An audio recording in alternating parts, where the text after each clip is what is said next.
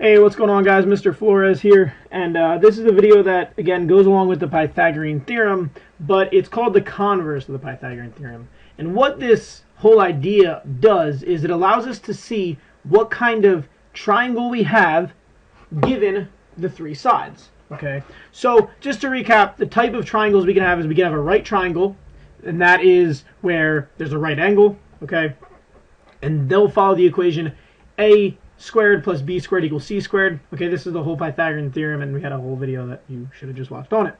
But the other type of triangle we can have is an acute triangle, which means that every angle is less than 90 degrees. Okay, the theorem that goes along with the Pythagorean theorem for this says that if we take a squared and add b squared, those two values are actually greater than the c squared, which is our hypotenuse. But an acute angle doesn't have an hypotenuse because there's no right angle, but that's beside the point.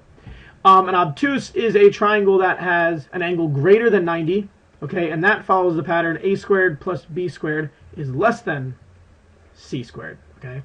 So these are basically the three ways that we can tell if we have a right triangle, an acute triangle, and an obtuse triangle.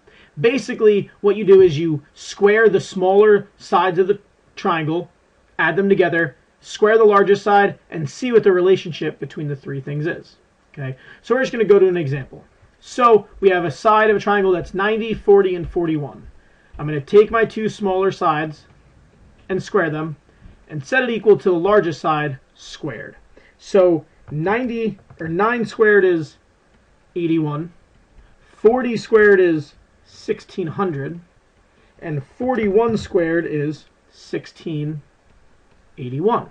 Okay, when we add these two sides together, we get 1681 is equal to 1681. Is this true? Yes. Therefore, we know this is a right triangle. Okay, because the sum of the smaller sides squared is equal to the largest sides squared. And that's all this says, is you want to see what the relationship is. So this is a right triangle. All right, we're going to go here. Oh, wait. All right, yeah, here it is. All right, so we have a side of a triangle that's 6, 7, 8. Again, the two smaller sides, we're going to square it and add them together. Okay, so and then we're going to square the largest side. So 6 squared is 36 plus 49, and 8 squared is 64. So this gives us 85, 64. Okay, we know that 85 is greater than 64. So if we go back to our theorem, we know that the two smaller sides squared is greater than the largest side squared. Therefore, we know that the 6, 7, 8 is an acute triangle.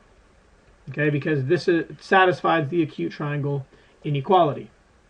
Okay, the last one is a 3, 4, 6. So I'm going to take 3 squared, add it to 4 squared, and I'm going to square 6 over here. So it's 9 plus 16.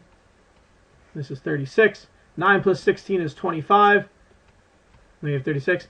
36 is larger than 25. So again, if we go back to our theorems, the two smallest sides squared and added together is less than the largest side squared. Therefore, we know that a 3, 4, 6 is an obtuse triangle.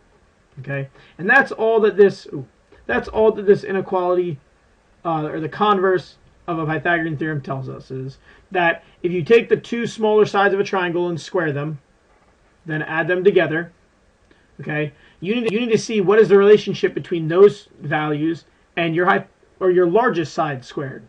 If it's equals to, it's a right triangle.